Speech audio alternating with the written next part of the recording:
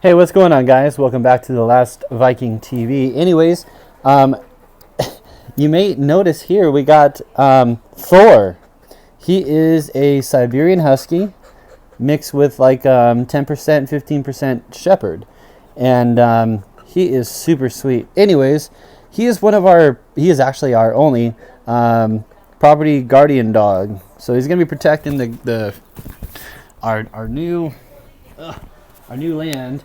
And anyways, before we get into it, I wanted to introduce you to our new YouTube channel. Our new YouTube channel is going to be Simply Healthy. At Simply Healthy, we will be doing multiple different things, but it's all focused on agricultural. So we'll be having fresh, organic, aquaponic greens. We're going to be producing mushrooms that you can eat. And then we'll also be doing tilapia, raising tilapia fish. And I'll also be doing beekeeping. So I'll be going over the things on what I've learned about beekeeping, honey extraction, honey capping, and rearing queens. I'll be raising queen bees to sell. So if you're looking at getting into beekeeping or into aquaponics or microgreen farming, then this is going to be the video for you. Now, since it is the 4th of July today, I've decided to kick it off with an actual honest and wholesome type understanding of what 4th of July is about. In consistency with what this YouTube channel is about is wholesome, honest, straightforward content. So we're going to be going straightforward, as our vegetables and as our honey are honest and straightforward, no chemicals, none of that stuff. So is our content. So if you want to learn about aquaponics, bee farming, and fish farming, such as tilapia, then go ahead and hit that subscribe. And so I have another content in consistency with being 4th of July, just kind of an understanding a little bit more about what 4th of July is and how the Star Spangled Banner, the song that we sing, the Star Spangled Banner song, how that came into effect. So go ahead and just listen to the story of the song and enjoy. And happy 4th, and please again make sure you hit that subscribe button on your way out. Also, after, we'll probably be ready to start selling produce on a website, so stay tuned for that. There'll be a website where you can actually order fresh produce and it will be shipped to you in sealed, dry bagged, or actually vacuum sealed contents. I think we're having 2 or 3 days shipping. So yeah, it's going to be, and it'll be in cooler packs. We're going to put in a cool, like an ice bag or something like that inside. So we're trying to work out the details on that. But the title of our company, the branding of our company and our farm is going to be Simply Healthy. Simply Healthy Farms, and that's going to be on a new YouTube channel, so please make sure you hit that subscribe. And here we go with that 4th of July Star Spangled Banner history content. Enjoy, and please drop a subscribe and share. Thanks for watching. Till next time, here we go.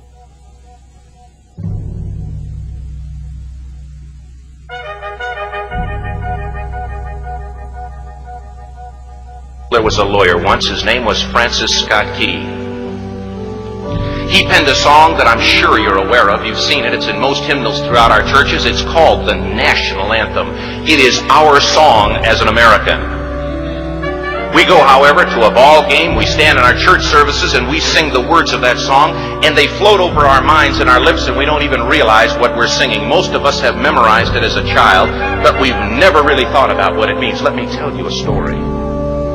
Francis Scott Key was a lawyer in Baltimore. The colonies were engaged in vicious conflict with the mother country, Britain.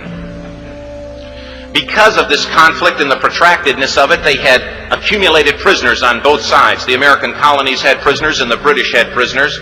And the American government initiated a move. They went to the British and they said, let us negotiate for the release of these prisoners. They said, we want to send a man out to discuss this with you. They were holding the American prisoners in boats about 1,000 yards offshore. And they said, we want to send a man by the name of Francis Scott Key. He will come out and negotiate to see if we can make a mutual exchange. On the appointed day in a rowboat, he went out to this boat and he negotiated with the British officials. And they reached a conclusion that men could be exchanged on a one-for-one basis. Francis Scott Key, jubilant with the fact that he'd been successful, went down below in the boats, and what he found was a cargo hold full of humanity, men. And he said, men, I've got news for you tonight. You're free. He said, tonight I have negotiated successfully your return to the colonies. He said, you'll be taken out of this boat, out of this filth, out of your chains. As he went back up on board to arrange for their passage to the shore, the admiral came and he said, we have a slight problem. He said, we will still honor our commitment to release these men, but it'll be merely academic after tonight. It won't matter. And Francis Scott Key said, what do you mean? He said, well, Mr. Key, he said, tonight we have laid an ultimatum upon the colonies.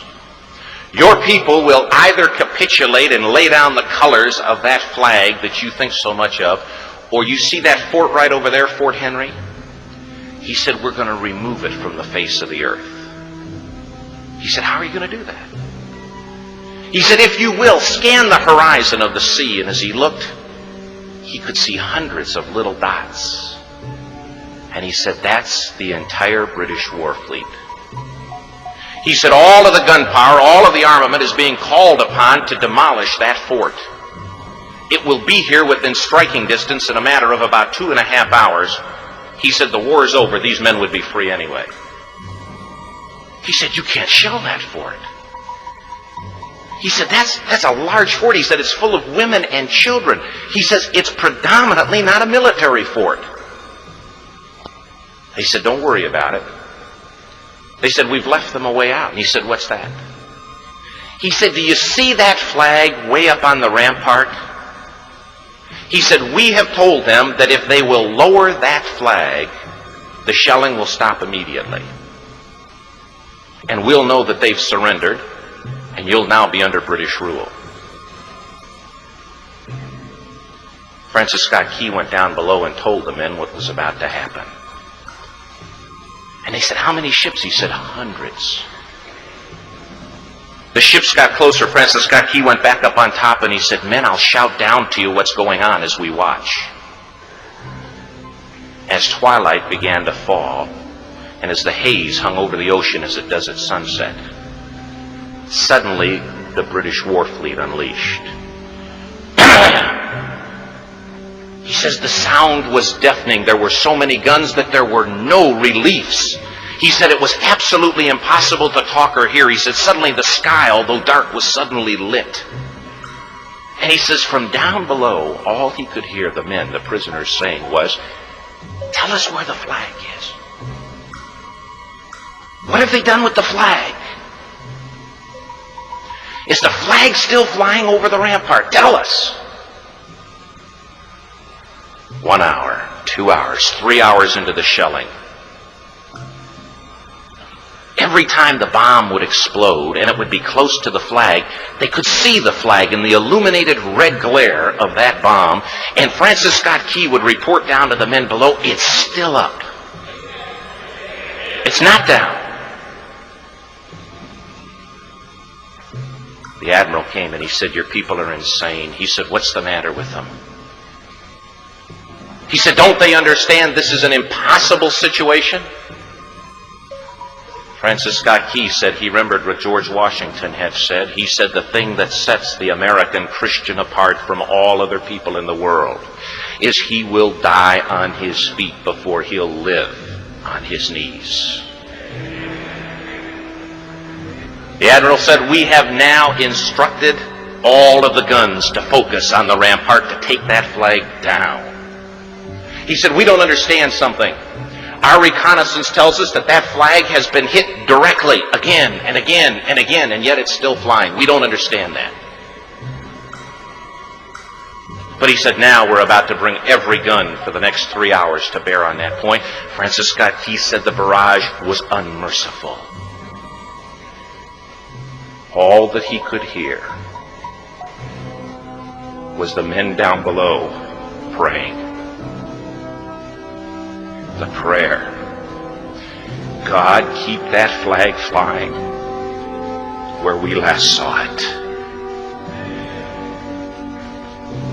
Sunrise came. He said there was a heavy mist hanging over the land, but the rampart was tall enough. There stood the flag, completely nondescript, in shreds. The flagpole itself was at a crazy angle, but the flag was still at the top. Francis Scott Key went aboard and immediately went into Fort Henry to see what had happened.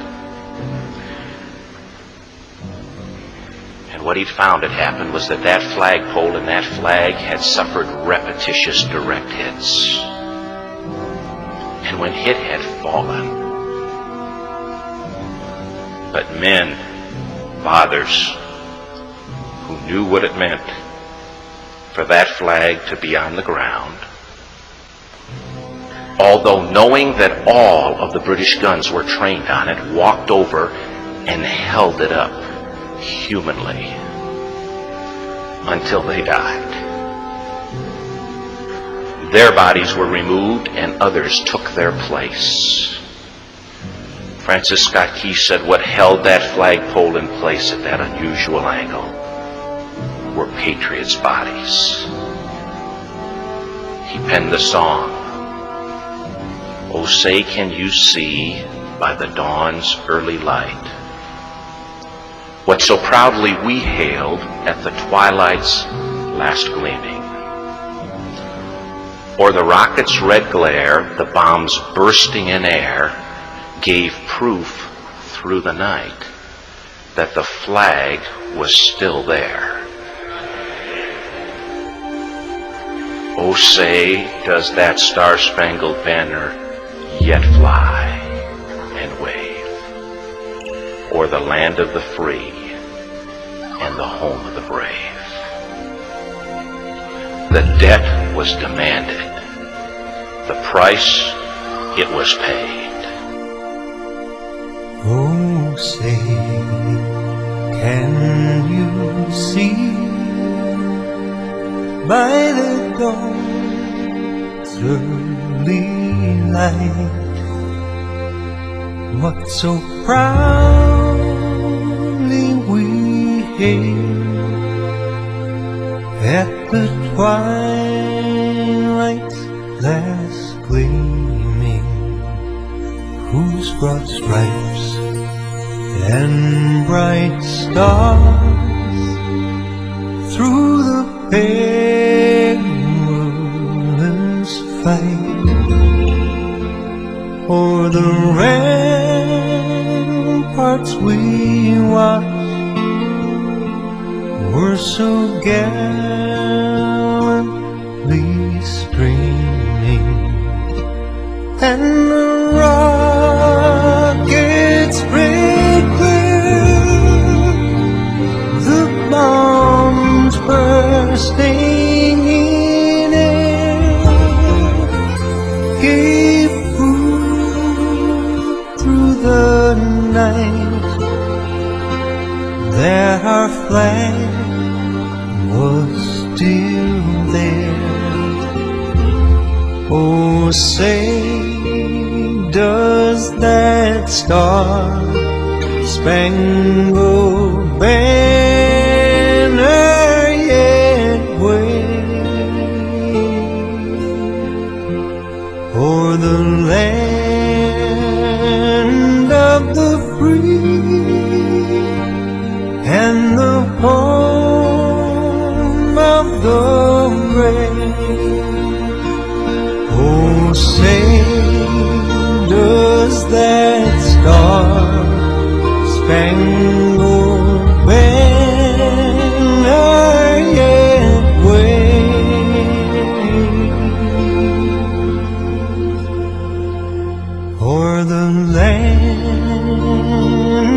of the